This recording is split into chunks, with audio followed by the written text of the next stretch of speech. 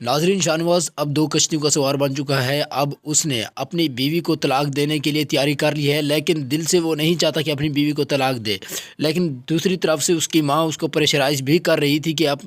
بیٹا تم نے اگر عمل سے شادی کرنی ہے تو اس کو طلاق دینی پڑے گی۔ اس کے ساتھ ساتھ اس کے خالو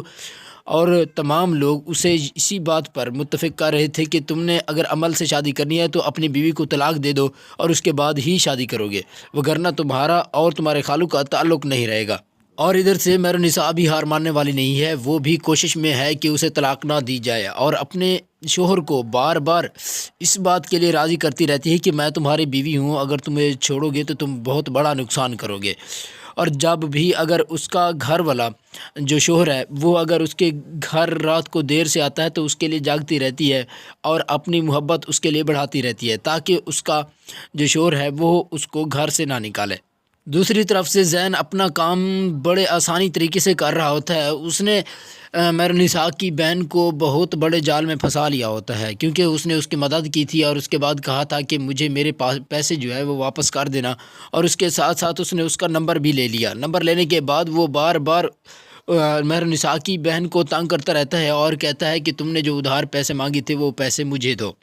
لیکن ابھی تک اس کے پاس پیسے نہیں ہیں، تو وہ خاموشی سے اسے کہتی ہے کہ آپ کے پیسے میں لوٹا دوں گی، لیکن اسے پھر بھی سمجھ نہیں آتی، چونکہ اس کا کام ہی صرف یہی تھا کہ وہ اس نے تنگ کرنا تھا، تو اس کے لیے وہ بار بار اسے ٹارچر کرتا رہتا ہے۔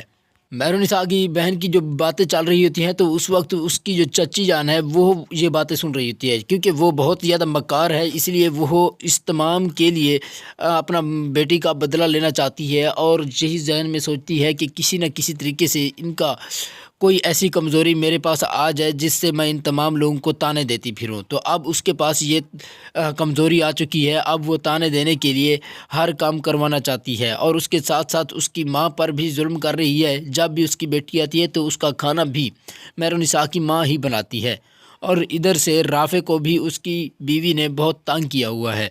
بات بات پر وہ جھوٹ بولتی ہے، اور جب رافع کو اس کی ماں بلاتی ہے تو اس وقت وہ بہانے بنا کر رافع کو کہتی ہے کہ تم نے اپنی والدہ کے پاس نہیں جانا، اب تم یہ اس بات ذہن میں رکھ لو کہ اب تم میرے شوہر ہو،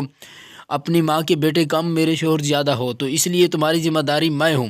اپنی ماں کی خدمت کے لیے بہت کم وقت کے لیے جانا ہے، وگرنہ میرے پاس ہی رہنا ہے۔ اس وقت ان کی لڑائی جاری ہوتی ہے کہ اس کی ماں اسے بلا لیتی ہے۔